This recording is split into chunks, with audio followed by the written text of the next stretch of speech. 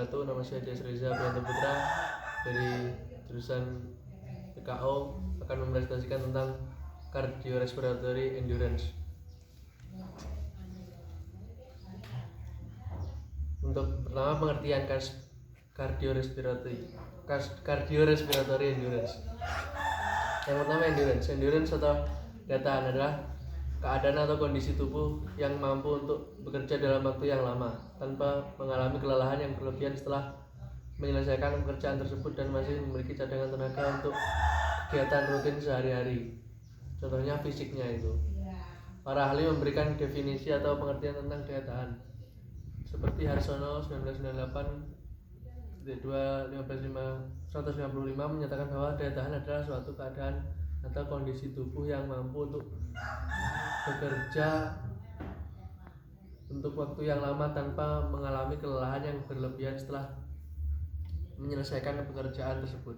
Jadi kita bisa melakukan kegiatan atau pekerjaan tanpa mengalami suatu kelelahan yang berarti. Yang kedua ada cardiorespiratory. Cardiorespiratory adalah gabungan dari kardiovaskular dan respirasi. Kardiovaskular adalah yang berhubungan denyut jantung dan denyut nadi. Sedangkan denyut jantung sendiri adalah jumlah denyutan per satuan waktu, biasanya per menit. Denyut jantung didasarkan pada jumlah kontraksi ventrikel atau bilik bawah jantung.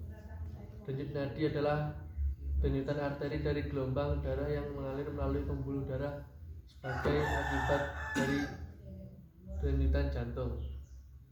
Respirasi adalah pertukaran oksigen dan karbon dioksida.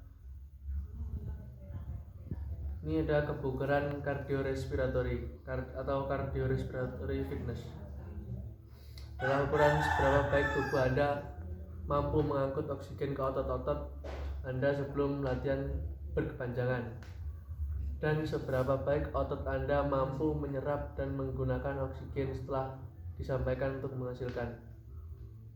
Jadi kesimpulannya ini, oksigen itu diangkat untuk memenuhi nutrisi otot-otot untuk dapat diserap dan digunakannya untuk waktu yang lama. Dan lagi ada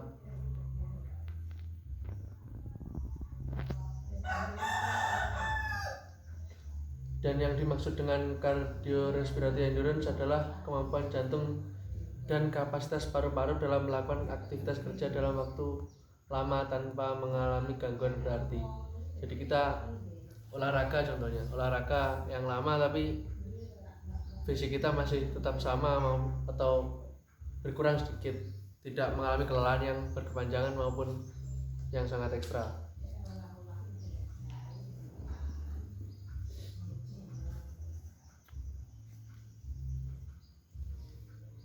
Dan ada kutipan juga yang mengatakan bahwa Hare 1982-124 menyatakan bahwa daya tahan dalam olahraga merupakan kemampuan untuk menahan kelelahan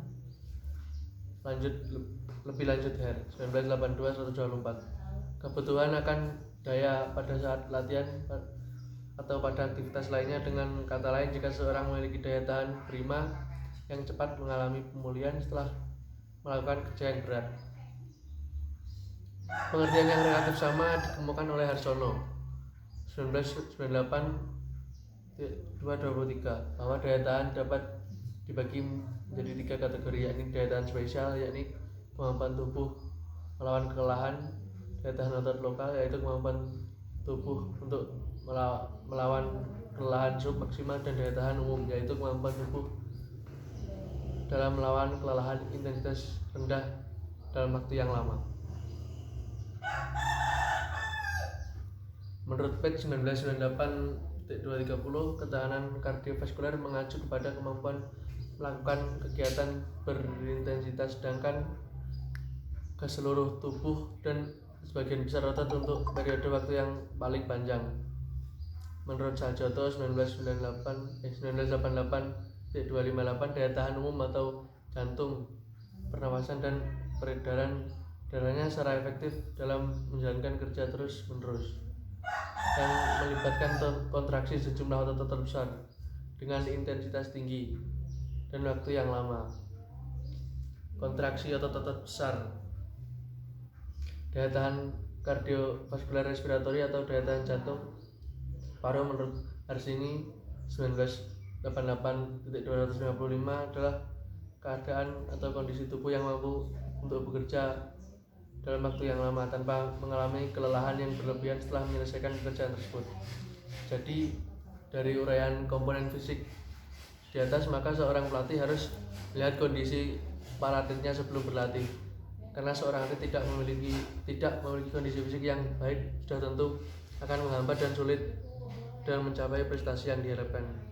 Jadi contohnya kita harus melakukan tes awal dulu sebelum melakukan program yang ingin dilakukan kepada atletnya. Yang kedua, manfaat dan tujuan.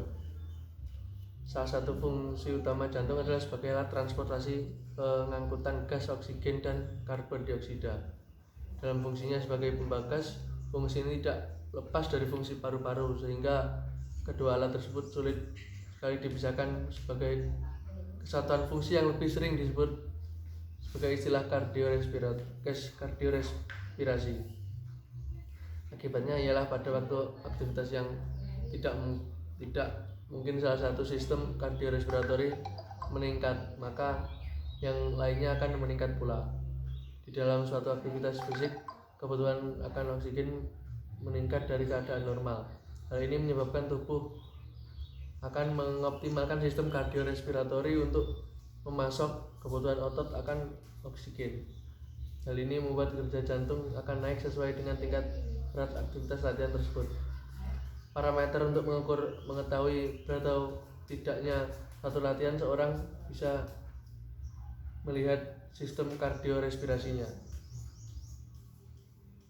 Menurut Busher 1983 ada sejumlah keuntungan penting bagi orang organ tubuh vital akibat dari latihan yang teratur. A. Pengaruh latihan terhadap kesehatan umum jantung. Bukti yang ada menunjukkan bahwa otot jantung ukurannya meningkat karena digunakan dengan tuntutan yang lebih besar diletakkan pada jantung sebagai akibat dari aktivitas jasmani. Terjadi pembesaran jantung. B. Pengaruh latihan terhadap isi denyut. Hasil penelitian pada atlet pada umumnya disepakati bahwa jumlah isi darah berdenyut jantung lebih besar dipompakan ke seluruh tubuh dari orang yang tidak terlatih. Atlet terlatih dapat memompakan sebanyak 22 liter, sedangkan individu yang tidak terlatih hanya 10,2 liter darah saja. Jadi itu bedanya antara atlet sama orang biasa yang terlatih dan tidak terlatih. C. Pengaruh latihan terhadap denyut jantung. Hasil dari tes atlet olimpiade diperoleh bukti bahwa individu yang terlatih mempunyai denyut jantung yang tidak cepat dibandingkan dengan orang yang tidak terlatih. Diperkirakan bahwa jantung manusia berdenyut sampai 6-8 kali lebih sedikit bila seorang terlatih. Pada kebanyakan atlet jantungnya berdenyut 10,20 sampai 30 kali lebih sedikit daripada denyut jantung yang tidak terlatih. Dia pengaruh latihan terhadap tekanan arteri.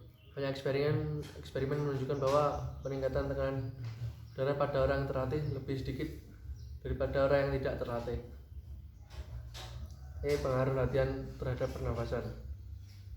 Mungkin dada bertambah luas. Hal ini terjadi semasa pertumbuhan tapi tidak pada masa dewasa. Jumlah pernafasan per menit berkurang. Orang terlatih bernafas 6-8 kali per menit, sedangkan orang yang tidak terlatih sebanyak 18-20 kali per menit. Pernafasan lebih dalam dengan diafragma. Pada orang yang tidak terlatih, diafragma bergerak sedikit sekali. Dalam mengerjakan pekerjaan yang sama, individu yang terlatih menghirup udara di dalam jumlah yang lebih kecil. Ada keyakinan bahwa peningkatan jumlah kapiler dalam paru-paru menyebabkan jumlah darah yang berhubungan dengan udara lebih besar yang mengakibatkan ekonomi dalam pernafasan. Dan ada pengaruh latihan terhadap sistem otot. Beberapa keuntungan dari akibat latihan terhadap otot-otot diantaranya adalah sarkoma dari serabut otot menjadi lebih tebal dan kuat. Ukuran otot bertambah, kekuatan otot meningkat, daya tahan otot meningkat, terjadi penambahan jumlah kapiler. Dan yang ketiga ada faktor-faktor yang mempengaruhi. Contoh, ada yang pertama, faktor yang mempengaruhi daya tahan adalah genetik. Daya tahan kardiovaskular dipengaruhi oleh faktor genetik, yakni sifat-sifat spesifik yang ada dalam tubuh manusia seorang sejak lahir. Penelitian dari Kanada telah meneliti perbedaan kebugaran aerobik di antara saudara kandung dan kembar identik, dan mendapati bahwa perbedaannya lebih besar pada saudara kandung daripada kembar identik.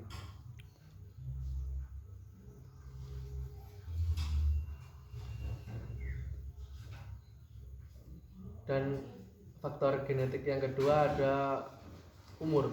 Umur mempengaruhi hampir semua komponen jasmani. Daya tahan kardiovaskular menjadikan suatu tendensi meningkat pada anak-anak sampai sekitar 20 tahun dan maksimal di usia 20 sampai 30 tahun.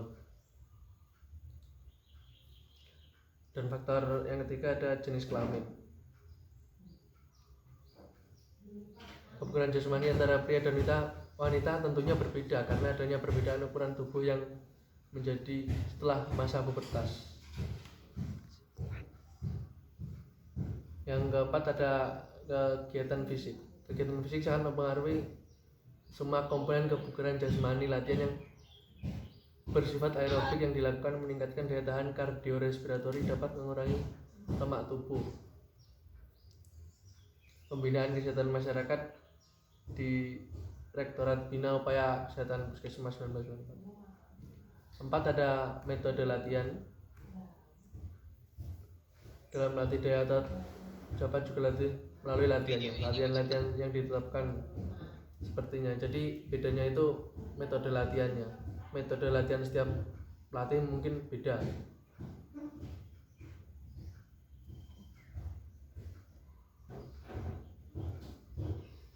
Dan itu saja yang dapat saya jelaskan. Ada kurang lebihnya mohon maaf. Wassalamualaikum warahmatullahi wabarakatuh.